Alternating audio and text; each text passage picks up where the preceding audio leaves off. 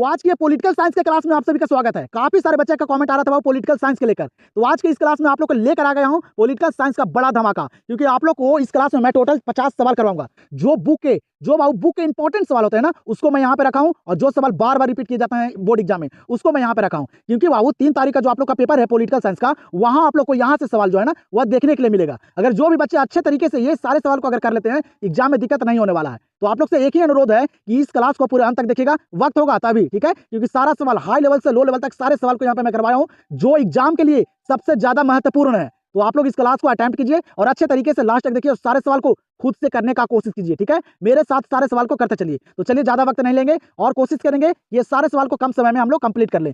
तो चलिएगा, देखिएगा यहाँ पे पहला नंबर सवाल, हर एक सवाल को आप लोग यहाँ पे करते चलिएगा, ठीक है। पेन और पेपर लीजिए और सारे सवाल को मेरे साथ करते चलिए। आज यहाँ पे पता चल जाएगा कि आप लोग जो है कितने सवाल को सही कर पाते हैं। इसी के अकॉर्डिंग आप लोग एग्जाम में भी करके आइएगा। तो सारे सवाल को मेरे से पहले करते चलिए। मैं कोशिश करूंगा कम समय में आप लोग को सारे सवाल को कंप्लीट करवा दूं। यहाँ पे देखिएगा पहला नंबर सवाल क्या करा है कि भारत में द्वितीय आम चुनाव कब हुआ। सारा इंपॉर्टेंट सवाल है, दम अंत तक इस क्लास को अगर कर लेते हैं तो यहाँ से आप लोग को जो 3 तारीख को जो एग्जाम है बाबू पॉलिटिकल साइंस का, वो वहां देखने के लिए मिलेगा आप लोग को। तो अच्छे तरीके से सारे सवाल को कंप्लीट कर लें। भारत में द्वितीय आम चुनाव जो हुआ था ये कब हुआ था। तो भारत में दूसरा आम चुनाव जो हुआ था ना, ये हुआ था 1957 में। एग्जाम में कई बार पूछे भी गए हैं, तो दम याद रखेगा आप लोग। 1957 में भारत में द्वितीय आम चुनाव हुआ था। तो यहाँ पे इस सवाल का आंसर हो जाएगा ऑप्शन नंबर सी। दूसरा नंबर सवाल पे ध्यान दीजिएगा आप लोग। क्या करें यहाँ पे दूसरा नंबर सवाल कि मैकमोहन रेखा कहाँ है। मैकमोहन रेखा जो है ये कहाँ है, याद रखेगा, ये भी सवाल इंपॉर्टेंट है। तो ये अरुणाचल प्रदेश में, कहाँ, अरुणाचल प्रदेश में। तो यहाँ पे आंसर होगा ऑप्शन नंबर बी।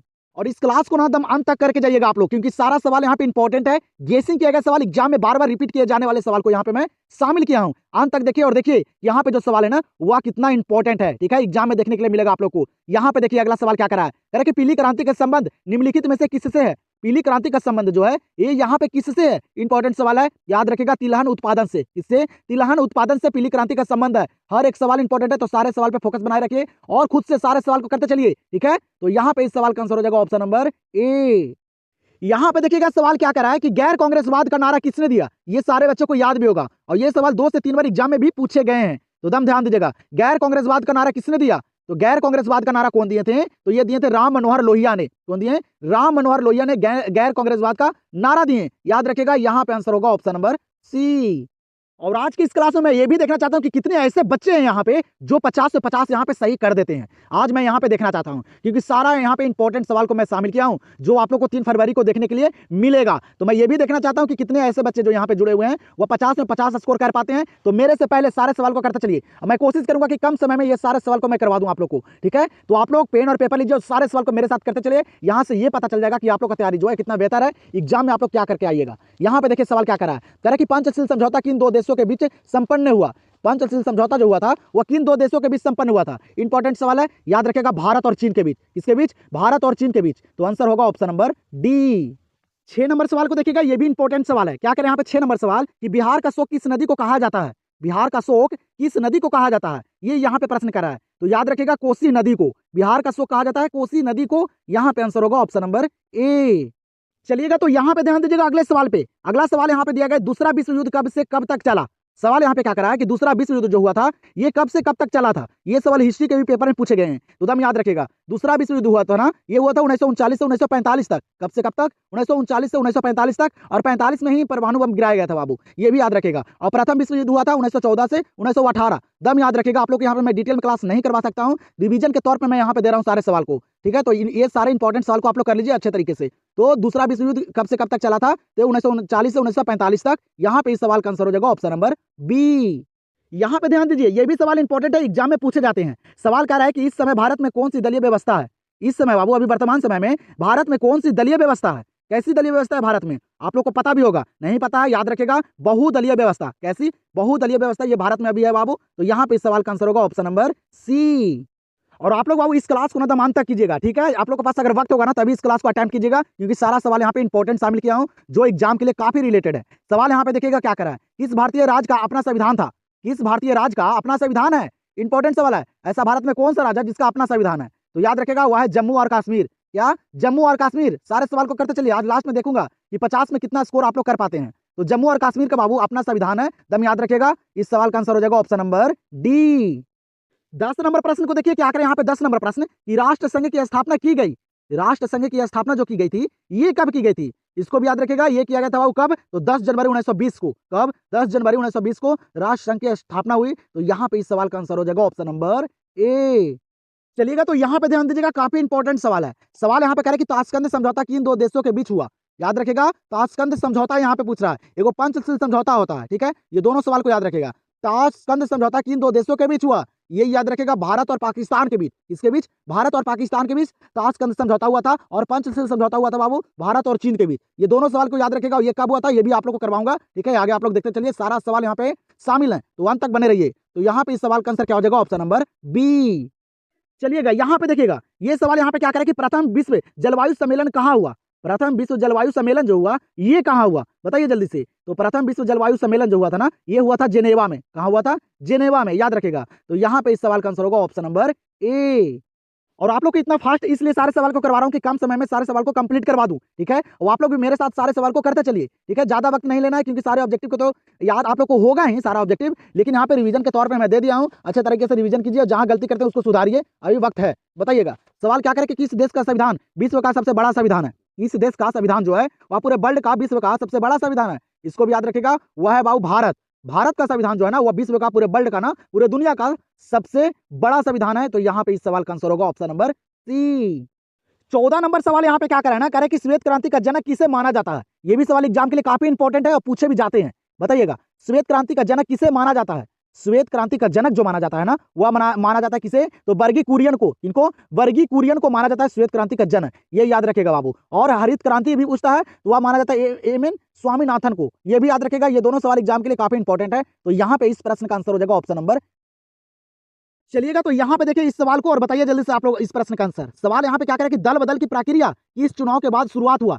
सारा सवाल यहाँ पे शामिल है बाबू, अंत तक सिर्फ बने रहिए और हर एक सवाल को करके जाइए आप लोग। दल बदल की प्रक्रिया किस चुनाव के बाद शुरुआत हुआ, याद रखिएगा, चौथे आम चुनाव के बाद। कब, चौथे आम चुनाव के बाद दल बदल की प्रक्रिया जो है ना, वह चुनाव के बाद शुरुआत हुआ था। जब बाबू चौथे आम चुनाव हुआ था उसके बाद, दम याद रखेगा, इंपॉर्टेंट सवाल है। यहाँ पे आंसर हो जाएगा ऑप्शन नंबर सी। यहाँ पे देखिएगा अगले सवाल को और बताइएगा जल्दी से इस सवाल का आंसर क्या करें। यहाँ पे अगला सवाल करें कि चिपको आंदोलन कब प्रारंभ हुआ। चिपको आंदोलन जो प्रारंभ हुआ था, जो शुरू हुआ था, ये कब हुआ था। ये भी इंपॉर्टेंट सवाल पूछे जाते हैं। और कौन किए थे ये भी पूछे जाते हैं। तो चिपको आंदोलन कौन किए थे, तो सुंदरलाल बहुगु ने, ठीक है। लेकिन कब हुआ था, तो ये याद रखेगा 1973 में। कब, 1973 में। आप लोग के डिटेल में क्लास में नहीं करवा सकता हूँ, क्योंकि बाबू वक्त जो है बहुत कम है, रिविजन करने का मौका है अब, ठीक है, अब पढ़ने का टाइम नहीं है। तो चिपको आंदोलन कब प्रारंभ हुआ, 1973 में। इस सवाल का आंसर होगा ऑप्शन नंबर बी। तो यहाँ पे देखिएगा ये सवाल एग्जाम में काफी बार पूछे भी गए हैं। जल्दी से बताइएगा, सवाल करें कि भारतीय संविधान को कब लागू किया गया था। भारतीय संविधान को कब लागू किया गया था, एग्जाम में काफी बार पूछे गए ये सवाल। तो भारतीय संविधान जो लागू किया गया ना, ये 26 जनवरी 1950 को। कब, 26 जनवरी 1950 को। और भारतीय संविधान कौन लिखे थे, तो बाबा भीमराव अंबेडकर लिखे थे। और समय लगा था बाबू 2 वर्ष 11 महीना 18 दिन। ये भी याद रखेगा, इंपॉर्टेंट सवाल है, इससे काफी सारे सवाल एग्जाम में पूछे जाते हैं। तो यहाँ पे इस प्रश्न का आंसर होगा ऑप्शन नंबर ए। चलिए यहाँ पे देखिए इस सवाल को जल्दी से बताइए इस सवाल का आंसर। सवाल यहाँ पे क्या करना है, सीमांत गांधी का नाम से किसे पुकारा गया। सीमांत गांधी के नाम से किसे पुकारा गया, इसको भी याद रखेगा एग्जाम में, क्योंकि ये सवाल पूछे गए हैं। और पूछे गए सवाल बाबू हरगिज रिपीट भी किए जाते हैं। तो आप लोग क्वेश्चन बैंक को जरूर समाप्त करके जाइएगा एग्जाम में। सीमांत गांधी का नाम से किसे पुकारा गया, याद रखेगा, खान अब्दुल गफार खां को। इनको खान अब्दुल गफार खां को सीमांत गांधी के नाम से पुकारा गया था। तो यहाँ पे इस प्रश्न का आंसर होगा ऑप्शन नंबर सी। चलिएगा, तो देखिएगा यहाँ पे अगले प्रश्न को। सवाल यहाँ पे करें कि भारत में कितने प्रतिशत लोग की निर्भरता कृषि पर है। सवाल यहाँ पे क्या करा है कि भारत में कितने प्रतिशत लोगों की निर्भरता जो है ना, जो आश्रित है, निर्भर है, वह कृषि पर है। ये सवाल यहाँ पे करा है। तो बताइएगा, तो याद रखेगा, नहीं पता है तो रट जाइए सारे सवाल को, यही मौका है बाबू, और एग्जाम में अच्छे मार्क्स लाइए, यही मौका है। जितना वक्त लगे उतना वक्त आप लोग दीजिए, रात दिन एक कर दीजिए। उसके बाद जितना घूमना होगा, ऐश मौज करना होगा, आप लोग करते रहिएगा। लेकिन जो अभी टाइम है ना, ये पढ़ने का टाइम है, तो दम अपने आप को दम लगड़ दीजिए, रात दिन एक कर दीजिए बाबू, पढ़ाई के, सिर्फ पढ़ाई में। यहाँ पे देखिएगा, कह रहा है कि भारत में कितने प्रतिशत लोगों की निर्भरता कृषि पर है। याद रखेगा 70%। कितने, 70% लोग जो है ना, वह कृषि पर निर्भर है। तो यहाँ पे इस सवाल का आंसर होगा ऑप्शन नंबर ए। यहाँ पे देखिएगा डेट वाले सवाल दिए गए, तो बताइए आप लोग जल्दी से। सवाल यहाँ पे करें कि ऑसियन की स्थापना कब हुई। ऑसियन की स्थापना जो हुई ये कब हुई, बताइएगा जल्दी से। याद रखेगा, ये 1967 में। कब हुआ था, 1967 में ऑसियन की स्थापना हुई थी। और डेट वाले सवाल पे दम फोकस बनाए रखना है, क्योंकि गलती जो करते हैं आप लोग डेट वाले में सवाल में ही करते हैं, ठीक है। तो अच्छे तरीके से याद रखेगा। तो यहाँ पे इस प्रश्न का आंसर होगा ऑप्शन नंबर डी। 21 नंबर सवाल पे ध्यान दीजिएगा, क्या करें यहाँ पे 21 नंबर सवाल, ओजोन परत का नुकसान निम्नलिखित में से किस गैस के ज्यादा उत्सर्जन से हो रहा है। सवाल यहाँ पे क्या करना है, ये ओजोन परत का जो नुकसान हो रहा है ना ऊपर में, वो बाबू सबसे ज्यादा किस गैस के उत्सर्जन से हो रहा है। याद रखेगा क्लोरीन गैस के, इस गैस के क्लोरीन गैस के उत्सर्जन से सबसे ज्यादा बाबू ये ओजोन परत का नुकसान हो रहा है। तो यहाँ पे इस सवाल का आंसर हो जाएगा ऑप्शन नंबर बी। चलिए यहाँ पे देखिए ये भी सवाल इंपॉर्टेंट है। सवाल क्या करे कि किस वायसराय ने बंगाल विभाजन किया? कौन वायसराय थे बाबू जो बंगाल का विभाजन किए थे? तो बंगाल का विभाजन कौन किए थे? लॉर्ड कर्जन किए थे। कौन? Lord Curzon. ये भी याद रखेगा, यहाँ पर आंसर होगा ऑप्शन नंबर सी।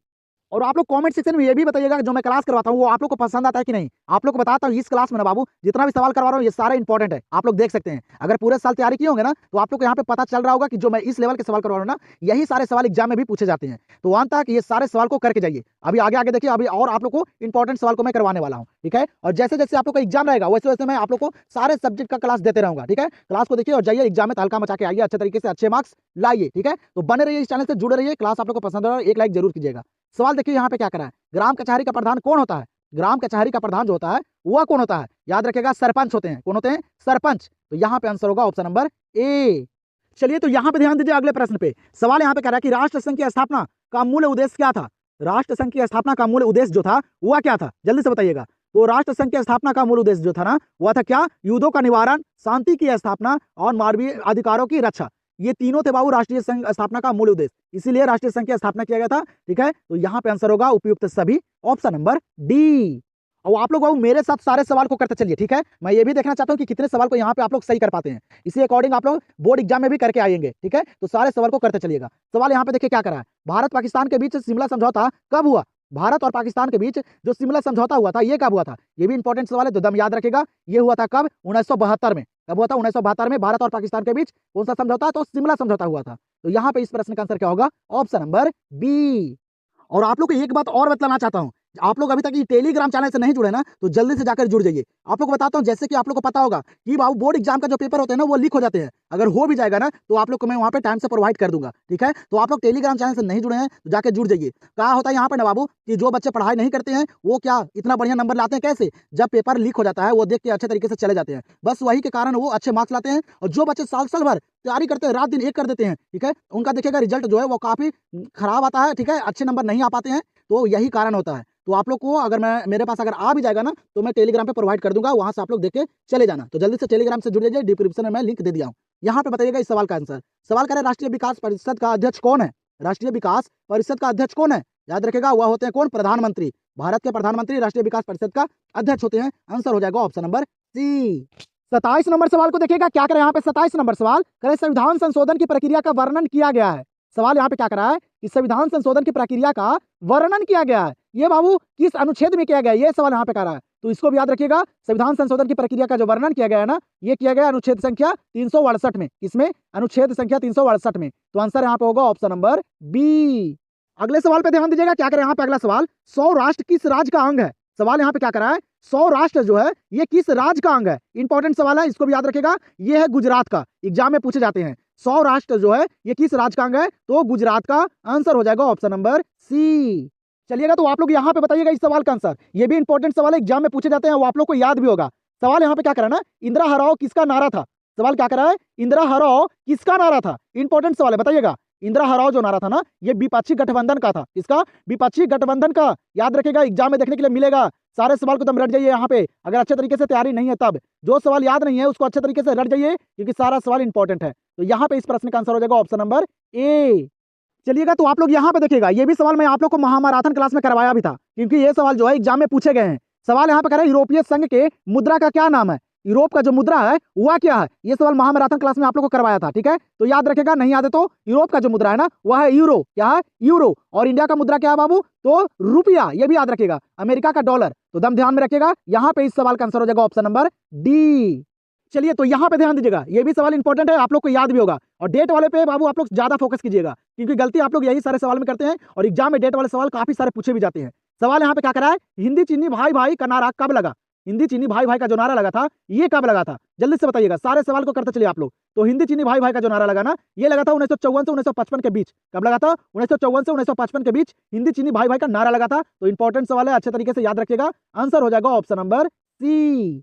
32 नंबर सवाल को देखिएगा क्या करें यहाँ पे। 32 नंबर प्रश्न कह रहा है कि किस वर्ष चीन ने भारत पर आक्रमण किया। ये भी इंपॉर्टेंट सवाल है, इसको भी याद रखेगा। किस वर्ष बाबू चीन जो है ना वह भारत पे आक्रमण किया था, बताइएगा। ये सारे सवाल इंपॉर्टेंट है, आप लोग देख सकते हैं। अगर पढ़ाई किए होंगे अच्छी तरह से तो आप लोग को पता होगा, ठीक है। रिवीजन कर लीजिए अच्छी तरह से बाबू। कह रहे कि किस वर्ष चीन ने भारत पर आक्रमण किया, तो ये किया था कब, तो 1962 में। कब किया था, 1962 में। आंसर हो जाएगा ऑप्शन नंबर ए।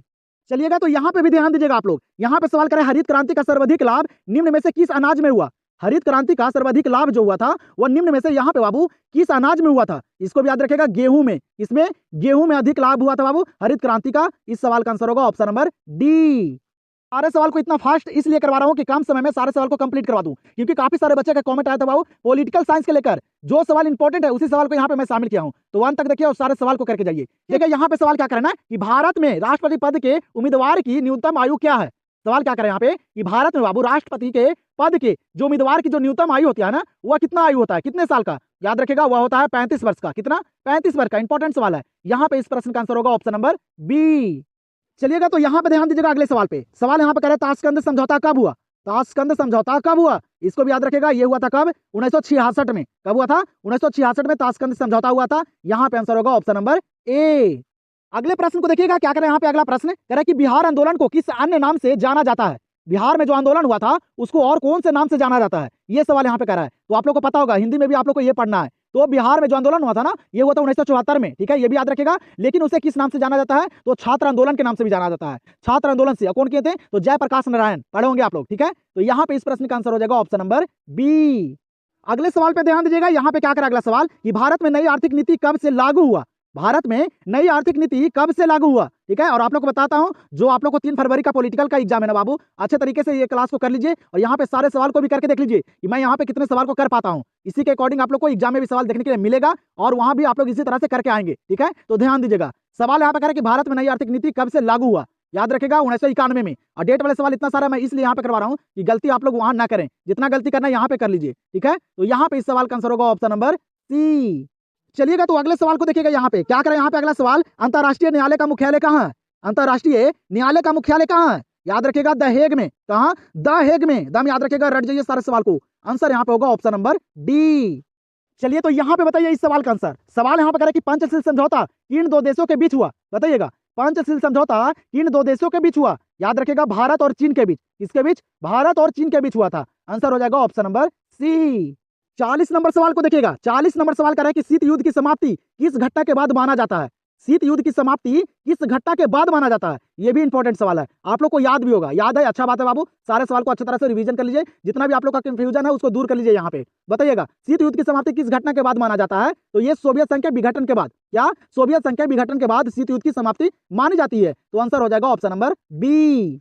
यहाँ पे देखिएगा उसी के अकॉर्डिंग यहाँ पे सवाल दिए गए, याद रखेगा आप लोग। सवाल यहाँ पे कह रहे हैं कि पंचशील समझौता कब हुआ। यहाँ पे सवाल क्या कर रहा है, पंचशील समझौता जो हुआ ये कब हुआ। ये भी इंपॉर्टेंट सवाल है, एग्जाम में पूछे जाते हैं। तो दम याद रखेगा आप लोग, जितना सवाल करवा रहा हूं ना इसको दम अच्छे तरीके से रट जाइएगा। तो पंचशील समझौता जो हुआ था ना, ये कब हुआ था, तो ये 29 अप्रैल 1954 में हुआ था। कब, 29 अप्रैल 1954 को। आंसर हो जाएगा ऑप्शन नंबर बी। तो यहाँ पे देखिएगा अगले सवाल को क्या करें। यहाँ पे अगला सवाल, भारत में वित्त आयोग का कार्यकाल कितना है। भारत में वित्त आयोग का कार्यकाल जो है ये कितना है, जल्दी से बताइएगा। तो भारत में वित्त आयोग का कार्यकाल जो होता है ना, ये होता है 5 वर्षों का। कितने, 5 वर्षों का होता है। दम याद रखेगा, यही सारे सवाल एग्जाम में पूछे भी जाते हैं। तो दम ध्यान दीजिए आप लोग। आंसर यहाँ पे होगा ऑप्शन नंबर ए। चलिएगा तो यहाँ पे अगले सवाल को देखिएगा। और क्लास आप लोग को पसंद आ रहा है तो बाबू तो एक लाइक जरूर कीजिएगा आप लोग, ठीक है। लाइक नहीं करते, अपना राय कमेंट सेक्शन में नहीं बताते हैं, ठीक है। तो आप लोग जरूर बोलिएगा। सवाल को देखिए यहाँ पे क्या करा है, भारत में वित्तीय वर्ष होता है। भारत का जो वित्तीय वर्ष होता है ना, वह क्या होता है, ठीक है। ये हिंदी महीना से लिया जाता है बाबू। तो भारत में वित्तीय वर्ष जो होता है ना, वह होता है कब से कब, 1 अप्रैल से 31 मार्च होता है। क्या होता है, 1 अप्रैल से 31 मार्च। और इंग्लिश महीना से होता है बाबू 1 जनवरी से 31 दिसंबर, ठीक है। वित्तीय वर्ष पूछेगा, ये एग्जाम के लिए काफी इंपॉर्टेंट सवाल है, पूछे भी गए हैं। तो यहाँ पे आंसर हो जाएगा ऑप्शन नंबर सी। चलिए तो यहाँ पे ध्यान दीजिए अगले प्रश्न पे। अगला प्रश्न यहाँ पे करें, अकाली दल किस राज्य की प्रमुख क्षेत्रीय दल है। सवाल क्या करा है, अकाली दल किस राज्य की प्रमुख क्षेत्रीय दल है। इंपॉर्टेंट सवाल है, पूछे जाते हैं एग्जाम में, ठीक है। याद रखेगा, अकाली दल पूछेगा ना, ये बाबू किस राज्य की प्रमुख क्षेत्रीय दल है, तो ये है पंजाब की। कहाँ की, पंजाब की। याद रखेगा, आंसर हो जाएगा ऑप्शन नंबर ए। 45 नंबर सवाल को देखिएगा क्या करें यहाँ पे। 45 नंबर सवाल कह रहा है, श्वेत क्रांति का संबंध निम्नलिखित में से किससे है।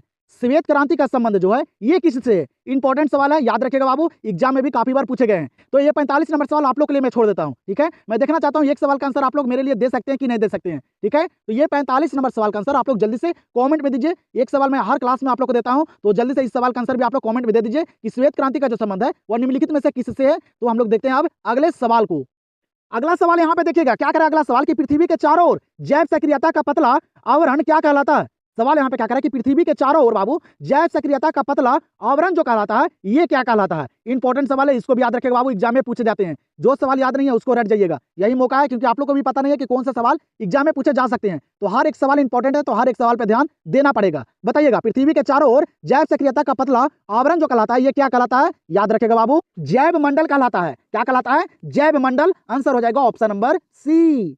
47 नंबर सवाल को देखिएगा, क्या करें यहाँ पे 47 नंबर सवाल, विश्व व्यापार संगठन WTO की स्थापना कब हुई। ये भी सवाल एग्जाम में पूछे जाते हैं, आप लोग को पता होगा, और ये सवाल जो है ना इस सारे बच्चों को याद भी होगा। विश्व व्यापार WTO की जो स्थापना हुई थी ना बाबू, ये कब हुई थी, ये सवाल बताइए आप लोग जल्दी से। तो विश्व व्यापार संगठन WTO की जो स्थापना हुई ना, ये हुआ था जनवरी 1995 में। कब हुआ था? जनवरी 1995 में। और आप लोग बोर्ड एग्जाम में बाबू सारे ऑप्शन को पढ़कर अच्छे तरीके से आंसर कीजिएगा, गलती नहीं कीजिएगा, यही मौका है आप लोगों के पास। तो यहाँ पे आंसर हो जाएगा ऑप्शन नंबर बी। चलिए तो यहाँ पे बताइए इस सवाल का आंसर। सवाल करें कि मानव अधिकार दिवस कब मनाया जाता है।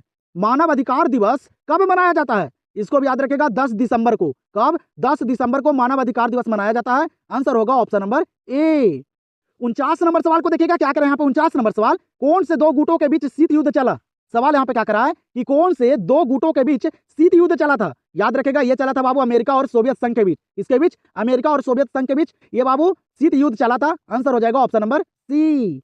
अगले सवाल को देखिएगा, यहाँ पे 50 नंबर सवाल को, जैसे कि मैं आप लोग को बता दिया था कि इस क्लास में आप लोग को 50 सवाल करवाऊंगा, और यहाँ पे जो इंपॉर्टेंट सवाल थे उसको मैं करवा दिया हूँ। तो अच्छे तरीके से इस क्लास को 1 से 2 बार देखिएगा और खुद से करने का कोशिश कीजिएगा। और आप लोग बताइए यहाँ पे कमेंट सेक्शन में कि आप लोग जो है यहाँ पे 50 सवाल में कितने सवाल को सही कर पाए हैं। मैं ये देखना चाहता हूँ, क्योंकि एग्जाम जो है नजदीक आ चुका है बाबू, 3 तारीख को आप लोग को एग्जाम है। तो मैं देखना चाहता हूँ कि यहाँ पे अगर आप लोग 50 से 50 सही किए होंगे तो बोर्ड एग्जाम में भी आप लोग करके आएंगे, ठीक है। ये मैं देखना चाहता हूँ। तो अपना स्कोर जो है ईमानदारी से कमेंट सेक्शन में बताइए कि आप लोग कितने सवाल को सही किए हैं। वहाँ पे डबल सवाल आप लोग को देखने के लिए मिलेगा। जो सवाल नहीं याद होगा उसको छोड़ दीजिएगा, जो अगर अच्छे तरीके से याद रहेगा ना उसी को करके आइएगा, ये ध्यान में आप लोग रखिएगा। यहाँ पे देख लीजिए 50 नंबर सवाल को क्या करा है, कह रहा है बाबू सरदार सरोवर योजना किस नदी पर स्थित है। सरदार सरोवर योजना किस नदी पर स्थित है, इसको भी याद रखेगा। ये कहाँ है, तो ये बाबू काफी सारे पेपर में पूछे गए हैं, ठीक है, ज्योग्राफी के, हिस्ट्री के और पॉलिटी के भी, तो ध्यान में रखेगा। सरदार सरोवर योजना जो है ना ये है बाबू नर्मदा नदी पे। किस नदी पे? नर्मदा नदी पे। तो यहाँ पे इस सवाल का आंसर होगा ऑप्शन नंबर बी। तो काफी सारे बच्चे का कमेंट आ रहा था बाबू पॉलिटिकल साइंस को लेकर, आप लोग को मैं यहाँ पे इंपॉर्टेंट सवाल को करवा दिया हूँ। जो बुक वाले थे इंपॉर्टेंट सवाल पूछे गए सवाल आप लोग के यहाँ पे मैं करवा दिया हूँ। ये सारे सवाल को अच्छे तरीके से बाबू याद कर लीजिएगा और एग्जाम में देखिएगा, यहाँ से काफी सारे सवाल वहाँ देखने के लिए मिलेगा, ठीक है। क्लास आप लोग को पसंद है लाइक कीजिएगा, चैनल से नहीं जुड़े हुए तो चैनल को सब्सक्राइब कर लीजिए। तो हम लोग मिलते हैं अब अगले क्लास में।